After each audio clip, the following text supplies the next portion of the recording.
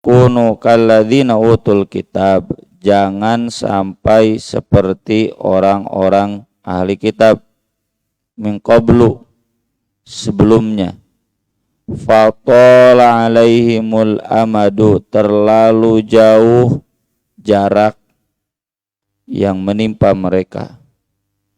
Maksudnya mereka menunda-nunda, semakin ditunda-tunda, semakin lama. Faqasat qulubuhum, akibatnya hati mereka keras. Lanjutannya wa katsirum minhum fasiqun, dan kebanyakan dari mereka orang-orang yang fasik. Jangan ditunda-tunda lagi, semakin ditunda-tunda lagi, semakin keras hati. Ukuran keras hati itu banyak digambarkan dalam Al-Quran. Tsumma qasat qulubukum min ba'di dzalika fahiya kal hijarah au asyaddu qaswah. Orang yang hatinya keras itu diibaratkan seperti batu, bahkan lebih keras. Kenapa diibaratkan seperti batu? Lau anzalna hadzal Qur'an ala jabalil la ra'aitahu khashi'an mutasaddian min khasyatillah. Seandainya Al-Qur'an ini diturunkan, dibacakan kepada gunung-gunung batu, gunung di Arab ada gunung batu, Gunung Gua Hiro oge asa teu manggihan taneuh batu we. Gunung-gunung batu, pasti kamu akan melihat gunung batu itu khasyian, bergetar, mutasaddian, roboh min khasyatillah, karena takut kepada Allah. Gunung batu saja kalau diturunkan Al-Quran buat mereka, tapi kan tidak. Seandainya, maka gunung batu itu akan bergetar, bahkan roboh. Akan bergetar hatinya dan kemudian merunduk sujud. Wa idza tutla alaihim ayatuna kharru sujjadaw wa bukiyya. Tersungkur sujud sambil menangis. Kenapa kita tidak bisa bergetar hati ketika zikrullah? Jadi ukuran khusyuk teh bergetar. Idza dzukirallah wajilat qulubum. Ada enggak getaran-getaran itu? Ya. Saya sering bilang ke santri-santri, kamu menghafal Quran tiap hari, baca Quran tiap hari, ukuran benar tidaknya baca Quran kamu, menghafal Quran kamu, sudah ada getaran-getaran hati belum dalam hati? Mun acan itu masih fatala alaihimul amadu, itu masih terlalu jauh jaraknya, banyak ditunda-tunda. Kalau anak-anak baca Qurannya masih sampai tenggorokan, belum sampai ke hati, karena hatinya penuh dengan hawa nafsu. Ya. Malumlah barudak mah, ya bapak-bapak ibu-ibu mau sekolah istilah maut, masa mau dipenuhi terus dengan hawa nafsu. Jadi semakin ditunda, semakin lama, maka akan semakin keras, tidak mungkin bisa mencapai khusyuk. Ini ayat juga menegaskan kehusuan yang berupa getaran-getaran hati itu adanya adalah dengan mendekati Allah, zikrullah dan zikrul Quran. Disinilah mengapa kurikulum pendidikan Islam dari sejak dulu mewajibkan tahfidz Al-Quran. Tujuannya agar para peserta didiknya selalu dekat dengan Al-Quran, dan itu yang penting getaran-getaran hatinya. Ya meskipun kadarnya berbeda-beda. Ya. Tapi sebagai ikhtiar harus diupayakan seperti itu. Kalau nanti ditunda-tunda, Ya terus mau pernah bergetar. Jadi ini muhasabah buat kita. Kita kalau sholat sudah bergetar hati belum? Kalau dengar adzan sudah bergetar hati belum? Kalau wiridan bergetar hati nunutan. Kalau masih nundutan, masih tidak ada getaran hati, itu karena kita terlalu jauh jaraknya dari zikrullah dan terlalu jauh jaraknya dari Al-Quran. Solusinya tiada lain selain mendekat. Perbanyak zikrullah, perbanyak zikrul Quran. Dan karaospan ku bapak-bapak ya, yang semakin rajin zikirnya, yang semakin rajin zikrul Qurannya, getaran hatinya beda dengan ketika bapak dulu ketika muda, wah boro-boro ngaji, wah sibuk dudunya usaha, ya kan, terasa beda. Jadi ayat ini dalam konteks muhafadzah jangan sampai ada fatal alaihimul amad.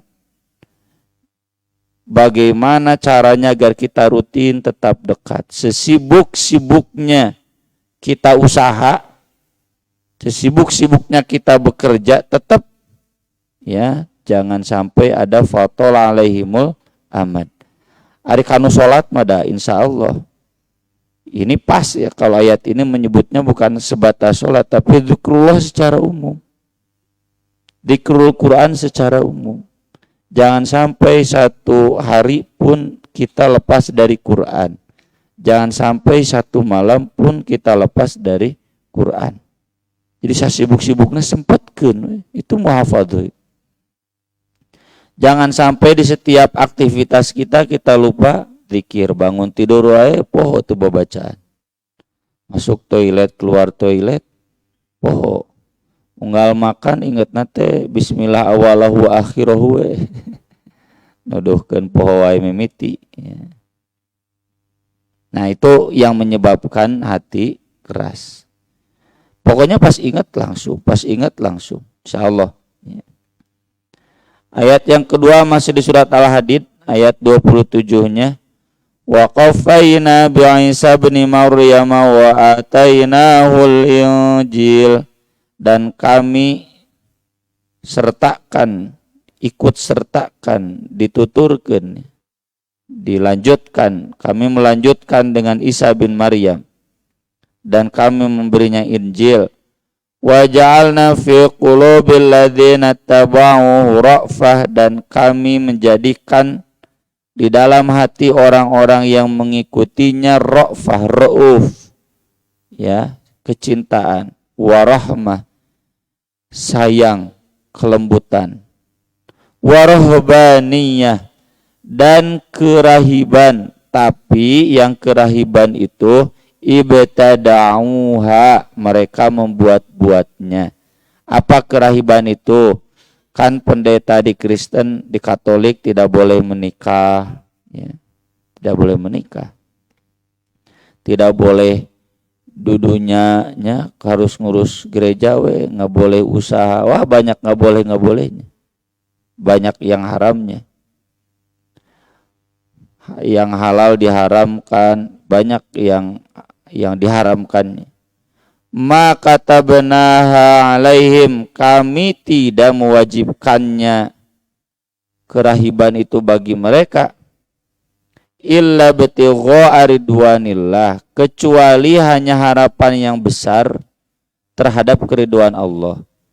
Kebablasannya mereka mengharap ridho Allahnya, kebablasan sampai rohbaniyah itu mengharamkan yang halal. Makanya di ayat Al-Maidah sesudah rohbaniyah Allah mengancam umat orang beriman, ya ayyuhalladzina amanu kulu min thayyibati ma razaqnakum washkuru lillah washkuru ni'matallah in kuntum iyyahu ta'budun.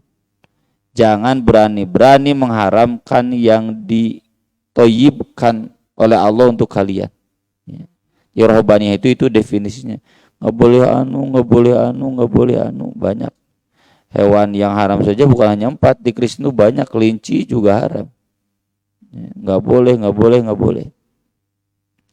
Dan itu ayat turun karena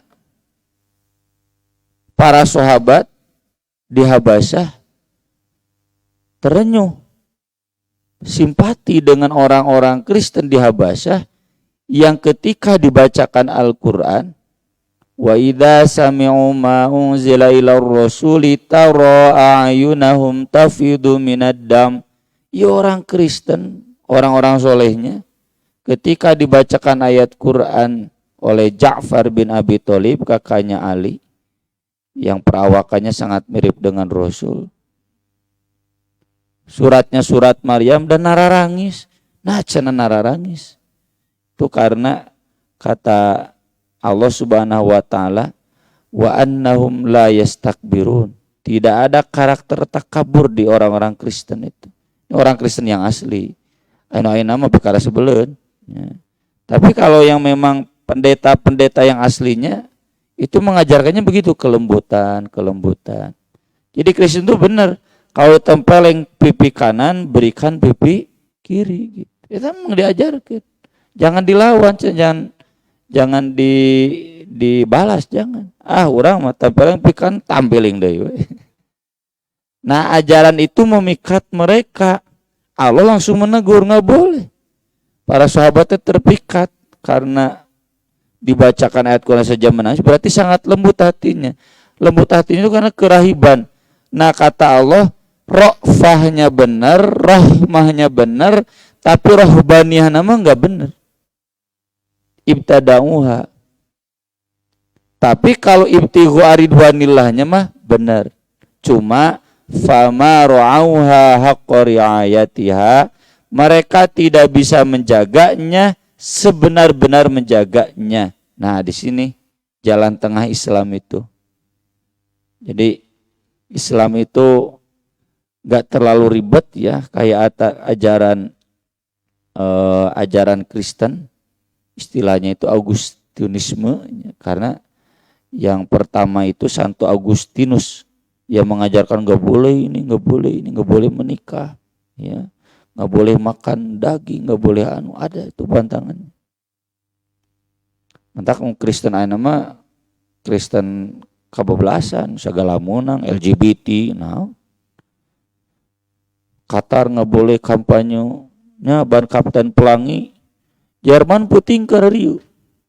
Dipoto tuh kan, dipoto sesi foto, medok sih ya, puas ban ke orang lagi. Kenapa mereka bungkam?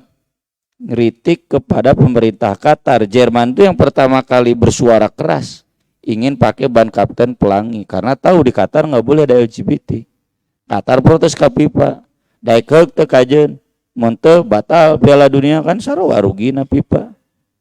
Makanya kata Presiden FIFA, ngalehan we, Jerman yang pertama kali protes.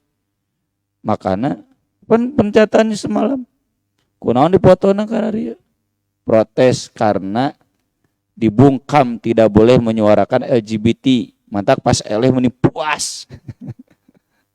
Backdoor aja. Kristen apaan itu? Kristen kacing calang, Kristen kajajaden. Kalau Kristen yang awalnya ini begini, tapi bukan berarti membenarkan Kristen. Ya, dikritik kan kalau Al-Qur'an rohbaniyah ibtada'uha. Sesat rohbaniyahnya. Jadi maksud saya Kristen yang sekarang mah kabablasan. Kalau dulu terlalu ketat, hari nama terlalu bablas. Kan yang protesnya Jerman, Prancis, ya. Kalau orang ajar unggul. Kemudian yang berikutnya surat An-Nahl ayat 92, wala takunu kallati naqadat ghazlaha min ba'di quwwatin angkatha. Janganlah kalian seperti perempuan yang mengurai lagi tenunannya sesudah kokoh dalam ikatan-ikatan tenunan kain. Perempuan yang menenun geus beres cabutan deui. Bodor kan? Ini ayat kalau kita baca dari awal ayatnya, ayat 91. Aufu bi'ahdillahi idza ahadtum wa la tanqudul aymana ba'da tawkidiha wa qad ja'altumullaha 'alaikum kafila. Sempurnakan perjanjian dengan Allah ketika kalian berjanji. Dan kita tahu di surat At-Taubah dan sudah kita bahas, salah satu cara kita bisa mendekat kepada Allah itu berjanji.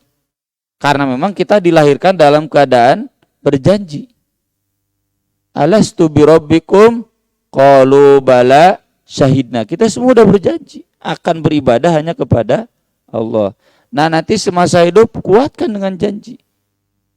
Minal mu'minina rijalun shadaqu ma'ahadullaha alaih faminhum man qada nahbahu wa minhum may yantazir. Maaf, bukan surat At-Taubah, Al-Ahzab. Ya.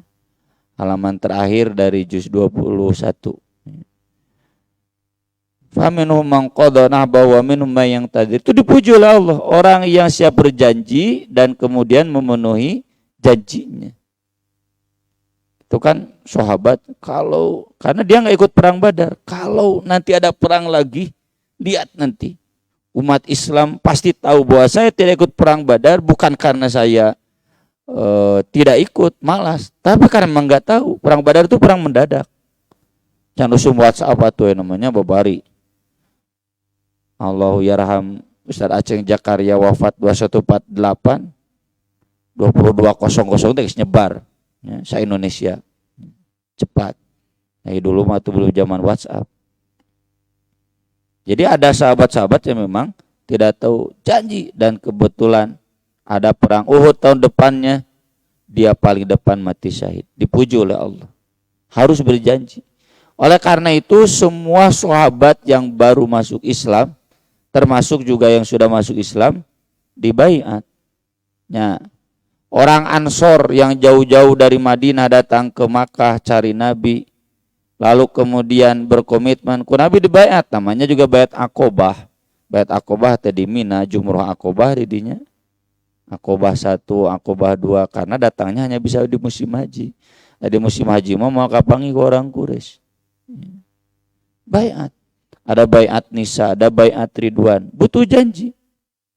Tapi ketika kita sudah berjanji, jangan sampai seperti perempuan yang sudah menenun diurai.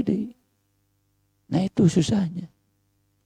Jadi bapak-bapak, ibu-ibu yang masuk anggota Persisri ada janji. Wah, cenah saya mah nggak mau janji. Memang jadi PNS tadi janji. Memang gawe di swasta nggak ada janji, tidak ada janji. Di HPWA ya janji mah, ya syarat dan ketentuan berlaku agree. Is agree kakara ya aplikasi ini. Hirup mah kudu penuh dengan janji, itu mah konsekuensi. Tinggal bagaimana kita konsisten dengan janji. Ya. Dah teu janji oge, dah geus janji hakikatna mah. Ketika sebelum lahir alastu birabbikum qalu bala syahidna. Sudah janji.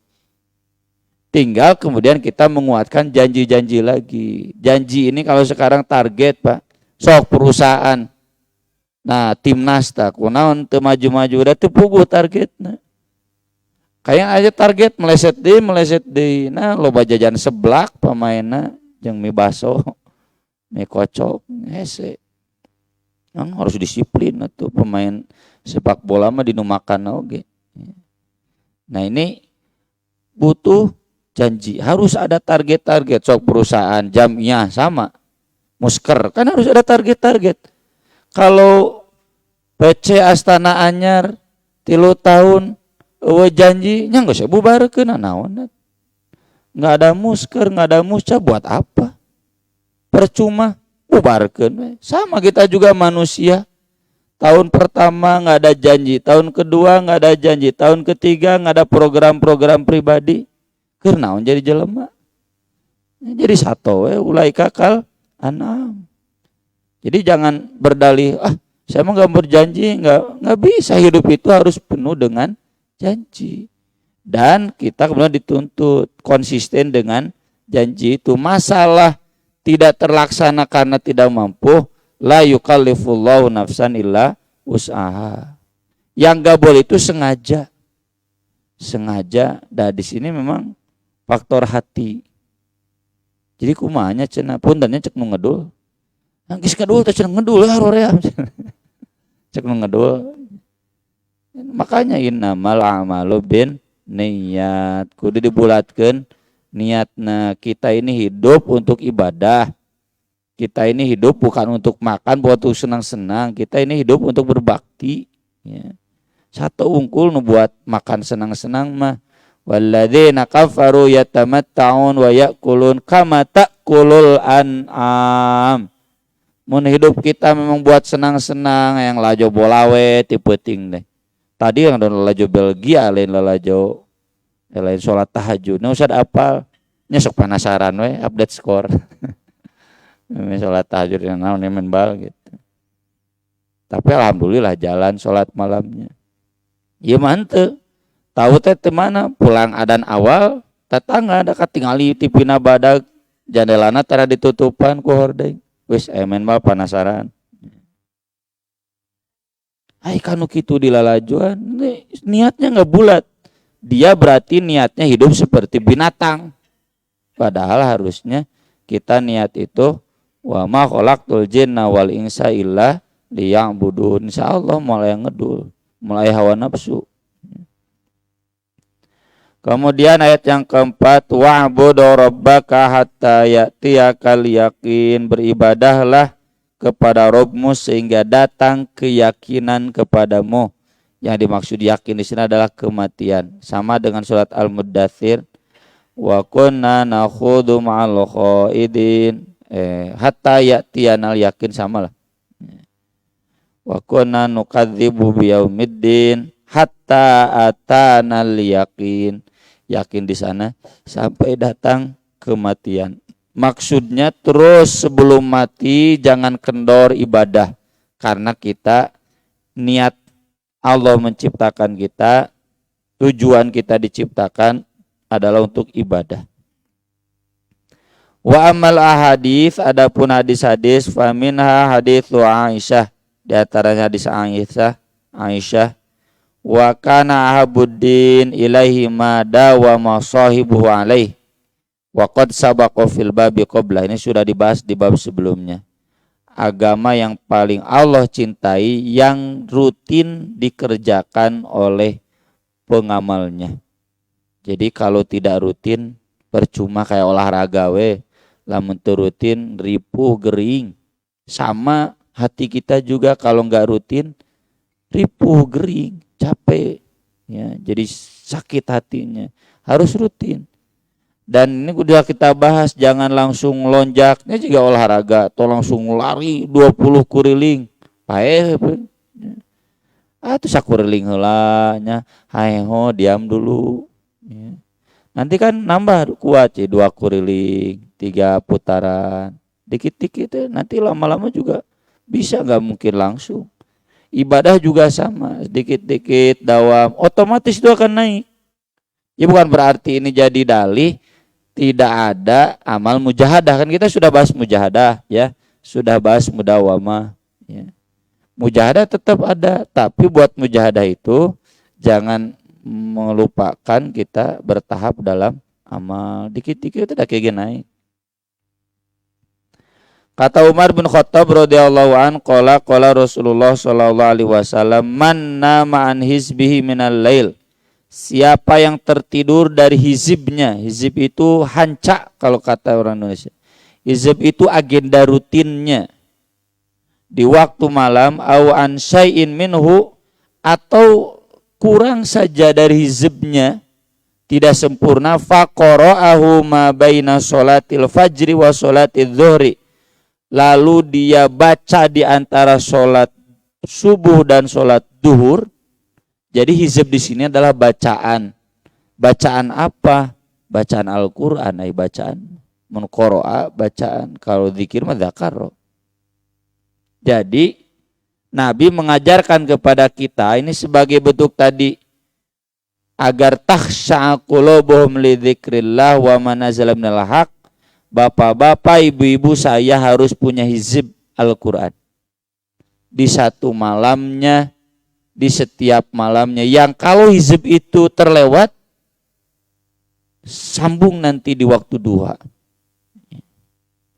Kutibalahu ka'annama qara'ahu minal lail, akan dicatat untuknya seolah-olah dia baca di waktu malam. Kenapa? Karena membaca Quran di waktu malam itu pahalanya lebih besar. Inna nasyiatal laili hiya asyaddu wata'au wa aqwamu qila. Innalaka fin nahari sabahang tawila. Karena di waktu siang itu terlalu sibuk. Kualitas bacaannya enggak sebagus di waktu malamnya, kecuali bapak nu gila bola.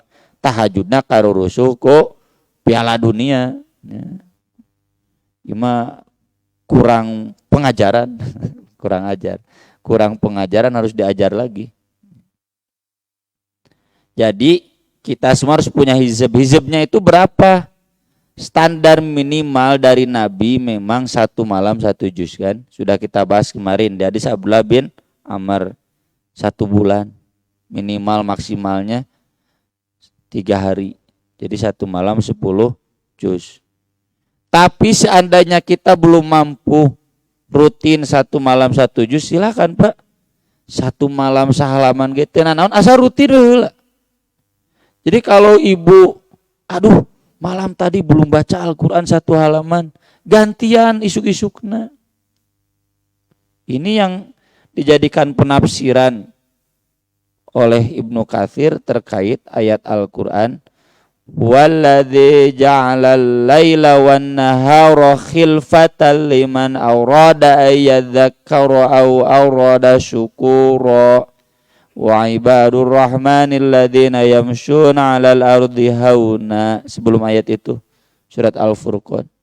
Allah itu sudah menjadikan siang dan malam itu bergantian untuk dijadikan tempat bergantian.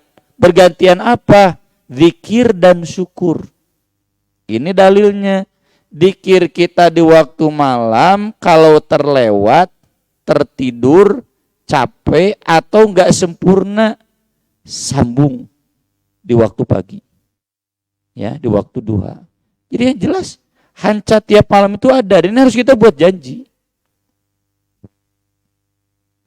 Nah, ini nyambung dengan hadis cekcolok lah Pak. Sahadis ke hadis terakhir masih dari Aisyah. Kata Aisyah, kana Rasulullah sallallahu alaihi wasallam idza fatatu shalah minal lail min wajain aw ghairihi. Rasul kalau terlewat sholat malam karena sakit, Rasul juga ada sakitnya. Sakitnya memang bukan sakit parah. Sakit parahnya menjelang wafat saja. Atau yang lainnya misalkan safar. Saya rasakan ya. Kalau keluar kota beda itu capek. Ente sakit man capek. Shalla minan nahar thintai asyrata rakaatan. Beliau sholat di siang hari 12 rakaat. Kenapa tidak 11? Karena witir itu di waktu malam. Witir siang maghrib. Opat tilu, opat duhur, opat asar, tilu maghrib. Kata Nabi itu witir siang. Nggak boleh ada 2 witir dalam siang dalam malam. Ya. Jadi siang nggak mungkin witir 12. Kapan ini teh? Nu tadi antara sholat subuh dan sholat duhur. Makanya pendidikan sholat tahajud sapaket yang sholat duha. Bapak-bapak yang mau jadi ahli ibadah sholat tahajud pasti sapaket yang sholat duha. Meskipun sholat duha ini wah gogodana berat. Banyak sibuk jeung dagang, jeung kerja. Saya juga sibuk ngajar. Curi-curi waktu jadi pas istirahat teh tong langsung ke kantor, ke toilet. Mau masuk ke kantor aya tamu, enggak saya deui. Ke toilet, aya tamu ke sakedapnya pamong teu wudu. Kumaha we strategina mah. Jadi sasibuk-sibukna diagendakan. Nah, bacaan Bapak Ibu yang tidak tuntas di sholat tahajud dilanjutkan di sholat duha. Terus itu dipertahankan. Ini bagian dari yang tadi takhsha qulubum lidzikrillah wa manazala minal haq. Ikhtiar kita agar hati kita khusyuk. Alhamdulillah, saya pribadi 1 hari 2 juz. Jadi kalau nggak tuntas di malam sambung siang. Pokoknya mah 1 hari 1 malam 2 juz. Ya. Belum sampai 10 juz, masih susah. Ya. Kemudian terakhir dari Abdullah bin Amr bin Al-As radhiyallahu anhuma qala li Rasulullah sallallahu alaihi wasallam, Rasulullah sallallahu alaihi wasallam bersabda kepadaku, Ya Abdullah, hei Abdullah, la takun mithla fulan, kamu jangan seperti si fulan, si Ujang anu. Ini kan Abdullah bin Amr ketika Nabi wafat usianya kurang lebih 17 tahun. Tong juga si Ujang anu kana yaqumul lail, dia dulu sering sholat malam, fataroka qiyamal lail, tapi sekarang sudah tidak sholat malam. Ya jangan bilang betul. Strateginya begitu Pak. Kalau Bapak lupa sholat malam, sempat nangan 3 rakaat, berarti kurang sabaraha? 8. Sok samuta duhana jadi sholat duhana 8 rakaat. Tapi kan artinya sholat tahajud di duhakeun, bukan sholat duha we. Cuma kan ini mengganti bacaan, ya. Yang biasanya bacaan kita tuh 11 rakaat, mampu nangan 5 ya nama ada subuhna tuh cenah jam 4. Sambung ku sholat 2, 5 berarti genap. Mampu nangan 9, 2 nade berarti di sholat 2 gitu. Selalu stabilkan begitu, insya Allah kita akan sampai pada apa yang dituntunkan Nabi dalam hal muhafadzah 'alal a'mal. Aku qouli hada wa astaghfirullah li wa lakum, subhanakallahumma bihamdik, asyhadu an la ilaha illa anta, astaghfiruka wa atubu ilaik. Wassalatu wassalamu ala Rasulillah. Wassalamualaikum warahmatullahi wabarakatuh.